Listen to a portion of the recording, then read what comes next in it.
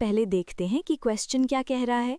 ये एक असर्शन ए और रीज़न आर वाला सवाल है। इसमें असर्शन ए कह रहा है कि लॉर्ड लिनलिथगो ने 1942 के अगस्त मूवमेंट को सिपॉय म्यूटिनी 1857 की क्रांति के बाद सबसे खतरनाक विद्रोह बताया था, और इसका रीज़न आर दिया गया है कि इस मूवमेंट में किसानों यानी पेजेंट्स ने बहुत बड़ी संख्या में हिस्सा लिया था। हमें बताना है कि क्या ये दोनों बातें सही हैं और क्या दूसरी बात पहली बात का सही कारण है। अब मैं तुम्हें इसकी पूरी कहानी सिंपल भाषा में समझाती हूँ। बात 1942 की है, जब गांधी जी ने क्विट इंडिया मूवमेंट यानी भारत छोड़ो आंदोलन शुरू किया था। इसे हम अगस्त क्रांति भी कहते हैं क्योंकि ये अगस्त के महीने में शुरू हुआ था। उस समय इंडिया का वाइसरॉय यानी अंग्रेज़ों का बड़ा ऑफिसर लॉर्ड लिनलिथगो था। जैसे ही मूवमेंट शुरू हुआ, अंग्रेज़ों ने गांधी जी और नेहरू जी जैसे सारे बड़े नेताओं को जेल में डाल दिया। इससे जनता भड़क गई। अब क्योंकि कोई नेता बाहर नहीं था कंट्रोल करने के लिए, तो आम जनता ने अपने हाथ में कमान ले ली।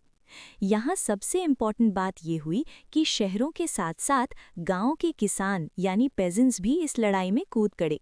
बिहार और ईस्टर्न यूपी में तो किसानों ने कमाल कर दिया। उन्होंने पटरियां उखाड़ दी, पुलिस स्टेशन जला दिए और अंग्रेज़ों का कम्युनिकेशन काट दिया। अंग्रेज़ बिल्कुल घबरा गए थे। लॉर्ड लिनलिथगो ने डर के मारे अपने प्राइम मिनिस्टर चर्चिल को चिट्ठी लिखी और कहा कि 1857 के गदर के बाद ये सबसे बड़ा विद्रोह है जो हम झेल रहे हैं। वो इतना इसलिए डरा हुआ था क्योंकि जब किसान और आम जनता सड़क पर उतर आती है तो उन्हें रोकना फौज के लिए भी मुश्किल हो जाता है। तो अब अगर हम वापस सवाल पे आएं, पहली बात ए बिल्कुल सच है कि लिनलिथगो ने इसे 1857 के बाद सबसे सीरियस माना था। दूसरी बात आर भी बिल्कुल सच है कि इसमें किसानों ने बहुत बड़ी तादाद में हिस्सा लिया था। और सबसे ख़ास बात, क्या किसानों का जुड़ना ही वो रीज़न था जिसकी वजह से लिनलिथगो डरा हुआ था? हाँ बिल्कुल। अगर ये सिर्फ कुछ स्टूडेंट्स का प्रोटेस्ट होता तो वो इतना नहीं डरता, पर किसानों के आने से ये मूवमेंट मास रिवोल्ट बन गया था।